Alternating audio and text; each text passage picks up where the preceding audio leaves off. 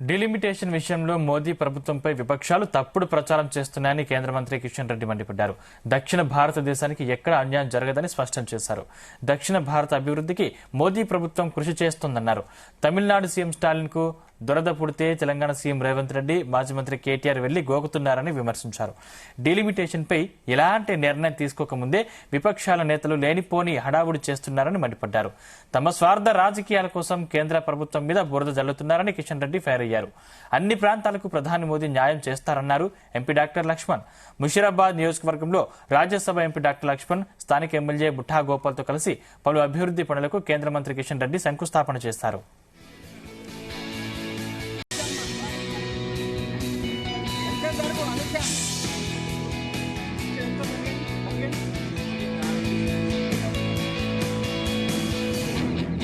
దేశంలో పార్లమెంటు నియోజకవర్గాలకు సంబంధించినటువంటి డీలిమిటేషన్ విషయంలో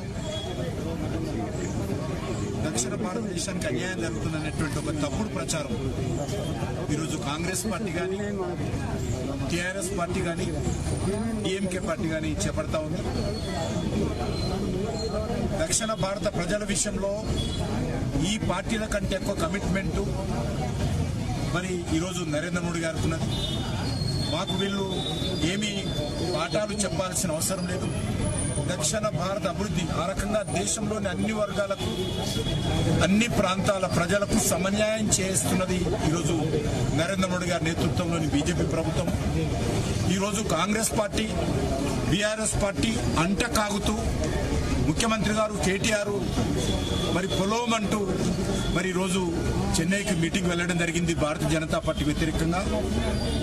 వీళ్ళ సర్టిఫికెట్ అవసరం లేదు. దక్షిణ భారత అభివృద్ధి విషయంలో కానీ, దక్షిణ భారతదేశం సంబంధించినటువంటి పార్లమెంట్ నియోజకవర్గాలకు సంబంధించినటువంటి విషయంలో కానీ, దక్షిణ భారతదేశానికి సంబంధించినటువంటి భాషల విషయంలో కానీ భారతీయ జనతా పార్టీ అంకిత భావంతో పనిచేస్తా ఉంది. బిల్ల కుట్టక ముందే కుల్లా అన్నట్టుగా ఇవాళ మరి ఏమీ లేదు. ఇప్పటికీ కేంద్ర ప్రభుత్వం డీలిమిటేషన్ ప్రస్తావన ఇంతవరకు తీసుకునే రాలేదు. ఆనాడు ఉన్నటువంటి ప్రభుత్వాలు 2026 వరకు ఈ డీలిమిటేషన్ ఫ్రీజ్ చేసి 26 వరకు దాదాపు 25 సంవత్సరాలు వాజ్పేయి గారి హయాంలో, అంతకుముందు ఇందిరాగాంధీ కూడా 25 సంవత్సరాలు.